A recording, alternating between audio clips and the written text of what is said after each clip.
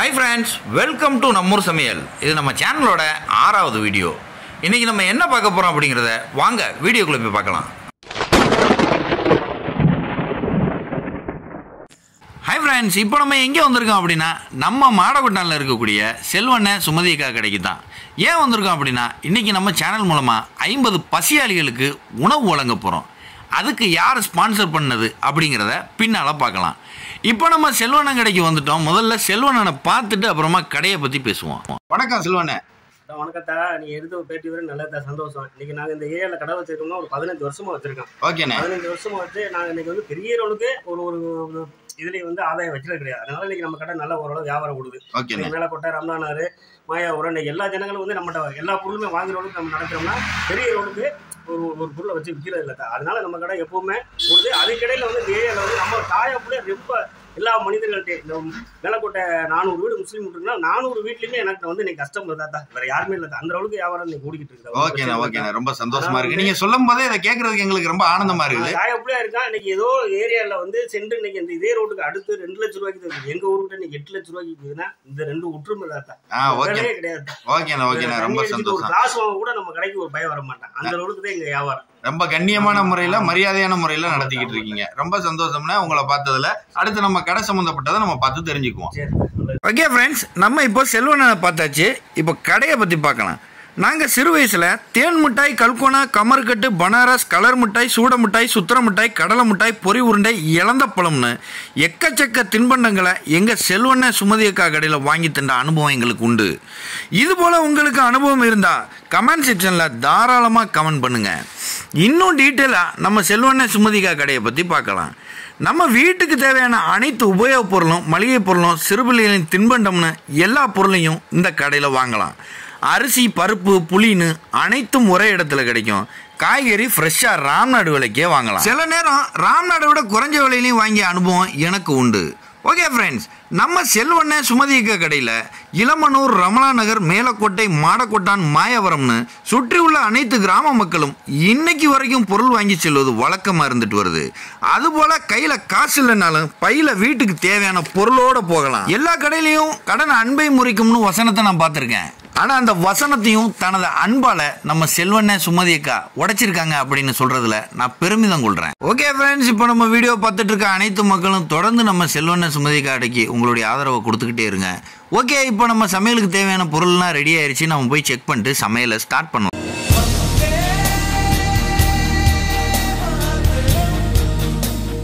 Friends, இன்னைக்கு நம்ம சமையலுக்கு தேவையான எல்லா காய்கறிகளையும் எடுத்து நம்ம கழுவி வெட்டி சுத்தம் பண்ணி வச்சுக்க போறோம். ஓகே, இப்போ நம்ம அதை தான் பார்க்க போறோம்.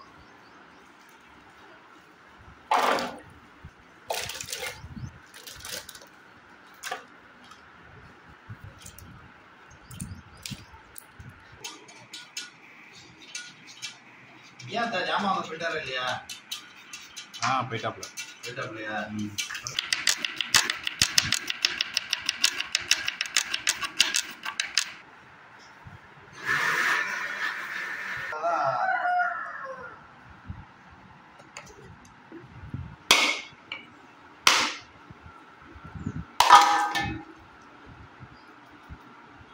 ஓகே ஃப்ரெண்ட்ஸ், இன்றைக்கி நம்ம சமையலுக்கு தேவையான தேங்காய், கசகசா, முந்திரி, நெடக்கல்லைன்னு தேவையானதை எடுத்து நம்ம அடுத்து ரெடி பண்ணி வச்சுக்கிட்டோம். அடுத்து நம்ம அரைச்சி இதை பேஸ்ட் ஆக்கிக்க போகிறோம். ஓகே ஃப்ரெண்ட்ஸ், இப்போ வந்துக்கிட்டு நம்ம நெடக்கல்ல, முந்திரி, தேங்காய், கசகசா இதெல்லாம் எடுத்து அரைச்சதை வந்துக்கிட்டு நம்ம இப்போ பேஸ்ட் பண்ணி எடுத்துட்டோம்.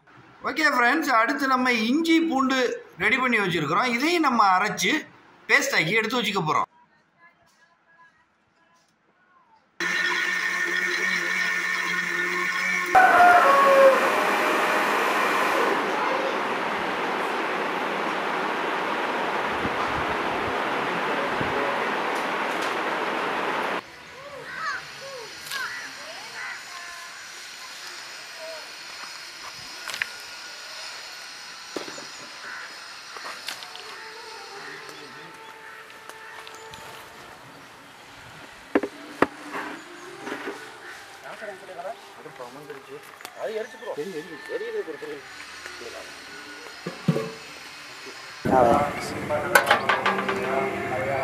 சட்டி காஞ்சிருச்சு.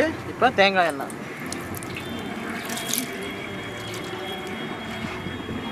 பட்டை, கிராம்பு, ஏலக்காய், பிரிஞ்சி இலை.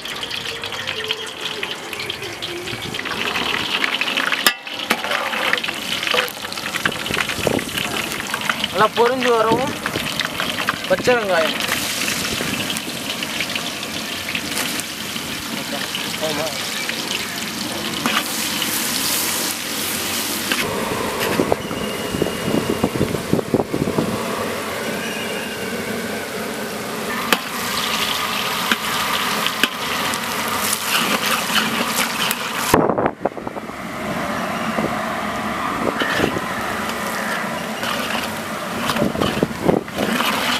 மஞ்சத்தூள்,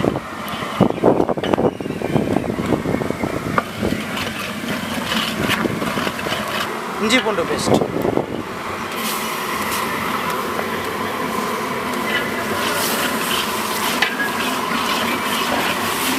அல்ட்ரீம் பசுந்தயிர். அல்ட்ரீம் பசுந்தயிர்,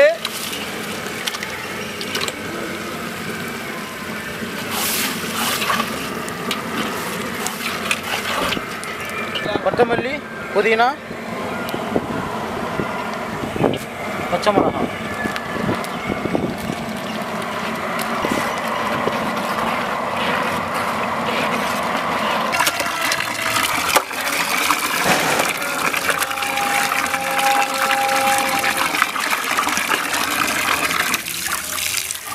மசாலாயில இருந்து நல்லா எண்ணெய் பிரிஞ்சு வந்த உடனே இப்போ நம்ம கோழியை சேர்த்துக்க போகிறோம்.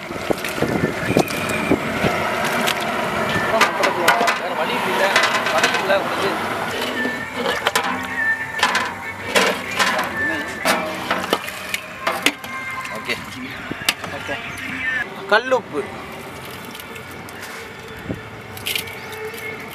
கரம் மசாலா. சும்மா சகத்துங்க. இது நம்மூர் சமையல் மசாலா.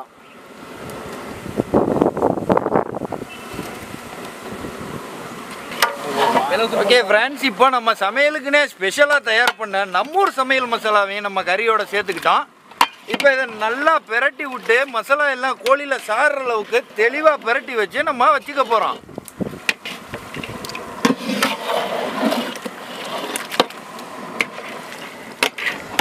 மசாலா போட்ட உடனே சும்மா கம கமன்னு மணக்க ஆரம்பிச்சிருச்சு, வாயில் எச்சி ஊறுது.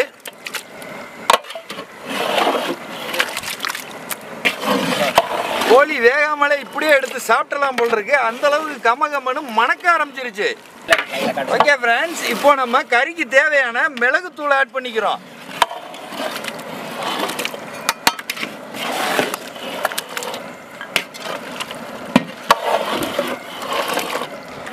ஓகே ஃப்ரெண்ட்ஸ், இப்போ நம்ம கோழிக்கு எந்த அளவுக்கு தண்ணி தேவையோ அந்த அளவுக்கு நம்ம ஊற்றி வேக வைக்க போகிறோம். ஓகே,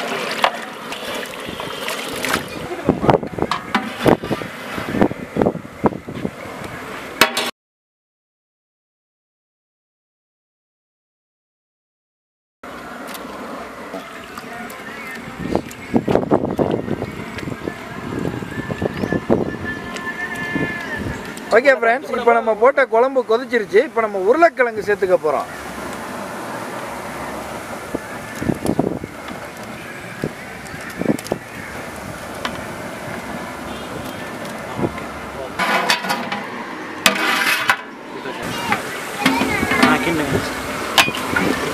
ஓகே ஃப்ரெண்ட்ஸ், இப்போ நல்லா கறி வெந்து வந்துருச்சு. முக்கால் பதம் வந்ததுக்கப்புறம் நம்ம வந்துக்கிட்ட அரைச்சி வச்ச தேங்காய், முந்திரி பருப்பு, நெடக்கல்ல, கசகசா இந்த கலவையை சேர்த்துக்கிறோம்.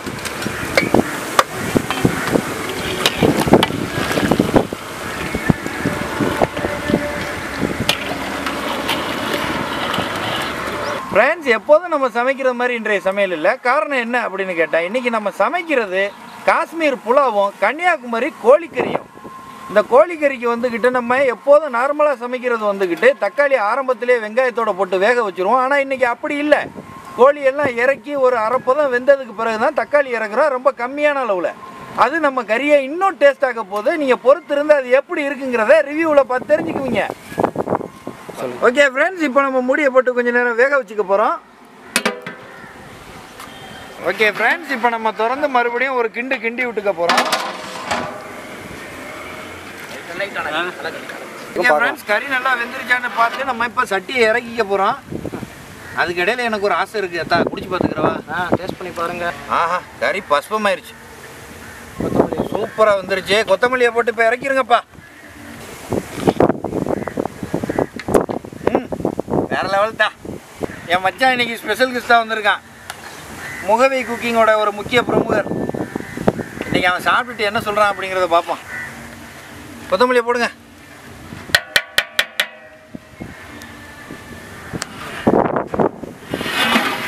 சோறு குடிச்சிருச்சா?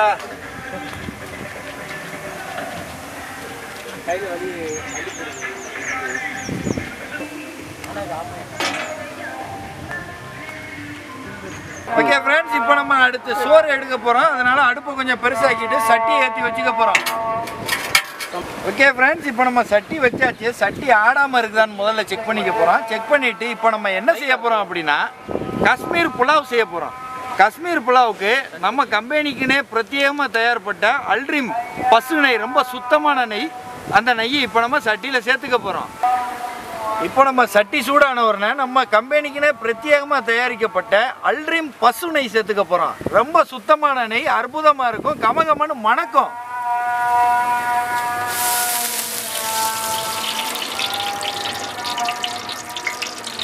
இப்போ நம்ம சுற்றுப்பகுதியில் உள்ள மக்கள் யாருக்காவது இந்த அல்ட்ரீம் பசு நெய் தேவைப்பட்டுச்சுன்னா தாராளமாக நம்ம பேஜ்லேயே வந்துக்கிட்டு நம்ம டெலிஃபோன் நம்பர் கொடுப்போம். அந்த நம்பரை தொடர்பு கொண்டு நீங்கள் வாங்கிக்கலாம். தேங்காய் அதோட நம்ம இப்போ தேங்காய் எண்ணெய் சேர்த்துக்க போகிறோம்.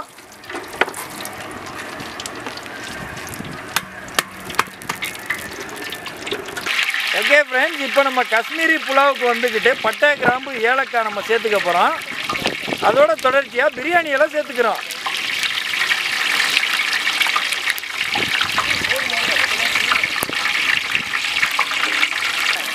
நல்லா எண்ணெய் கொதிச்சு வந்த உடனே இப்போ வெங்காயம் சேர்த்துக்கிறோம்.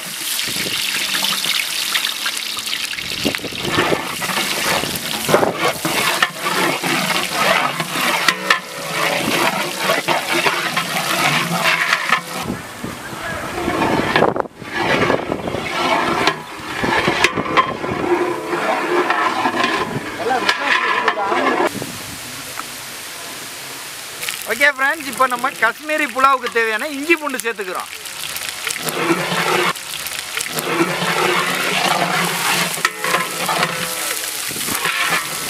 அதை தொடர்ந்து நல்லா வதங்கி வரப்போகும்போது தக்காளி, புதினா மல்லி, பச்சை மிளகா சேர்த்துக்கிறோம்.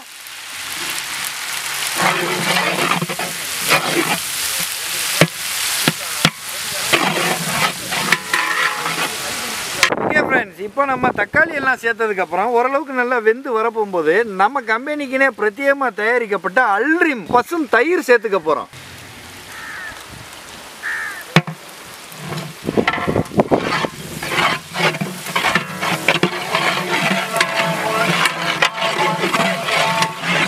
ஓகே ஃப்ரெண்ட்ஸ், அடுத்து நம்ம என்ன சேர்க்க போகிறோம் அப்படின்னா வெட்டி வச்ச பீன்ஸு, அருமையாக நறுக்கி வச்ச கேரட்டு, நம்ம ஃப்ரெஷ்ஷாக வாங்கிட்டு வந்த பச்சை பட்டாணி, இதையெல்லாம் நம்ம இதில் சேர்த்துக்க போகிறோம்.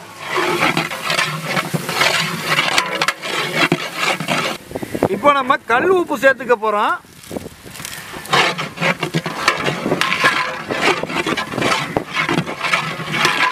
எப்பாடே தண்ணி பத்தாது, போய் தண்ணி அளவு எடுக்கணும், தண்ணி எடுத்துட்டு வா.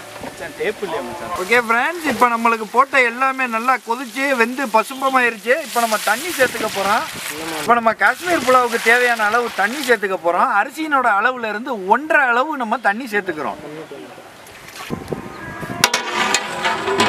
என்னன்னா அண்ணா இந்த சைடு நல்லா கொதி. ஓகே ஃப்ரெண்ட்ஸ், அங்கே காஷ்மீர் புலாவுக்கு வந்துக்கிட்டு இப்போ தண்ணி கொதிச்சிருச்சு. இப்போ நம்ம ரைஸை சேர்த்துக்க போகிறோம். ஓகே ஃப்ரெண்ட்ஸ், இப்போ நம்ம அரிசியை களைஞ்சி எடுத்துக்க போகிறோம்.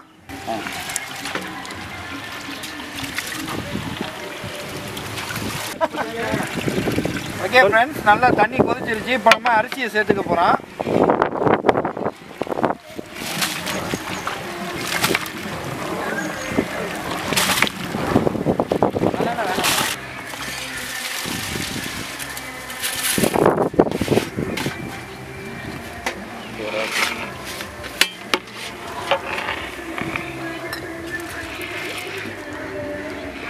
ஓகே ஃப்ரெண்ட்ஸ், இன்னைக்கு நம்ம இந்த காஷ்மீரி புலாவும் கன்னியாகுமரி கோழியை இன்னைக்கு எதுக்காக செஞ்சுருக்கோம் அப்படின்னா, இன்னைக்கு என்னோட மகளுக்கு பிறந்தநாள். அவங்களுக்கு பிறந்த நாளுக்காக 50 பசியாளிகளுக்கு நம்ம வந்துக்கிட்டு சாப்பாடு கொடுக்குறோம்.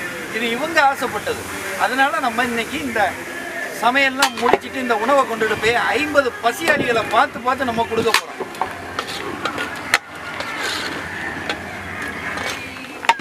பாருங்க நல்லா கடுமையாக இருக்காங்க.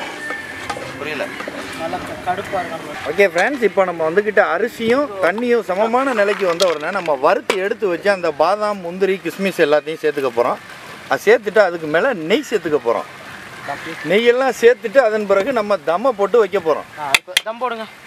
இப்போ நம்ம தம் போடுறதுனால மூடிக்கு மேலே ஒரு வெயிட்டு சேர்த்தோம் அப்படின்னா உள்ளே இருந்து புகை எதுவுமே வெளியாகாது. ரொம்ப போதுமான அளவு வேக்காடு நம்ம சோறுக்கு கிடச்சிடும்.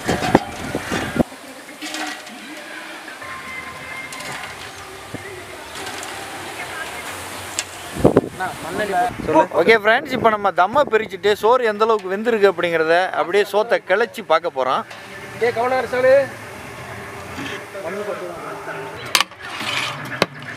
சும்மா சோறு பார்க்குறதுக்கே, காஷ்மீர் புலாவ் பார்க்குறதுக்கே வேறு லெவலாக இருக்குது.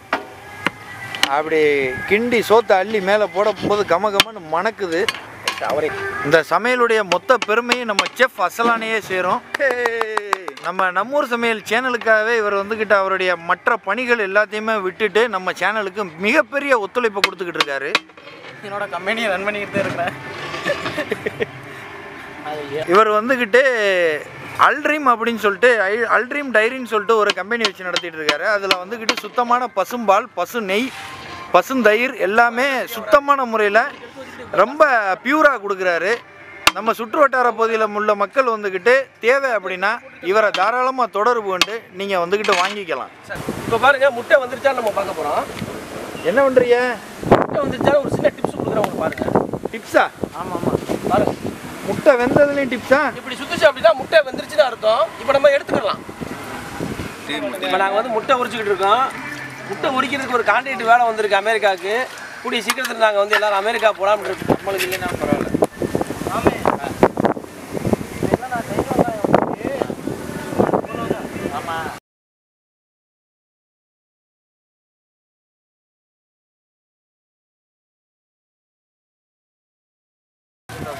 மக்கள் மனசு குளிரணும்.